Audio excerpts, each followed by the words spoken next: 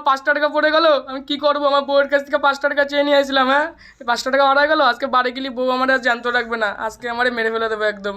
এই যে আমার 5টা টাকা কোনো হারাই গেল, এবার খুঁজে দেখি যদি পাই তো আজকে বাড়ি গেলে বেঁচে যাবো, নাহলে বউয়ের হাতে যে আজকে মার খাতি হবে কি বলবো। আর 5 টাকাটা একটু খুঁজেই দেখি কি হয়।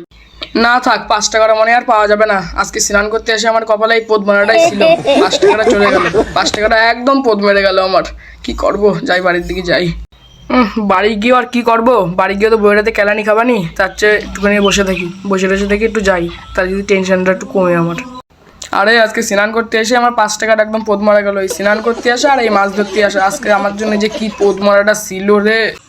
মালিক বলছে এখানে বাঁধাতে তো হবে, এখানে ভেঙে টেঙে গেছে, কি করবো? বাঁধাবো ঠিক বলেছি, তো অনেক ভেঙে গেছে।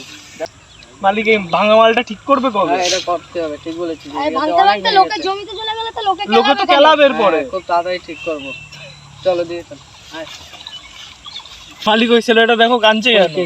ওই দেখো ওই ছেলেটা কাঁদছে। তো যা দেখে দেখ।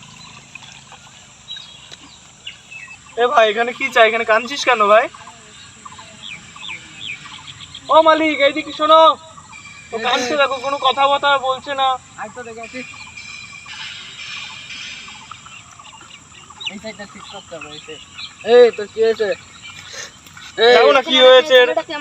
এই এটা কোনো কথাই বলছে না। তোর কি হয়েছে?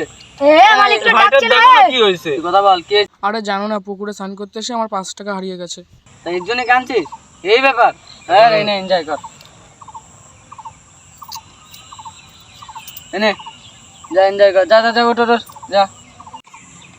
তুই আবার কাঁদছিস কেন ভাই? তো মালিক 5 টাকা দিল, তুই আবার কিসের জন্য কাঁদছিস? কি হয়েছে বল। আরে জানো না, ওই 5 টাকাটা আর এই 5 টাকাটা থাকলে আমার 10 টাকা হতো।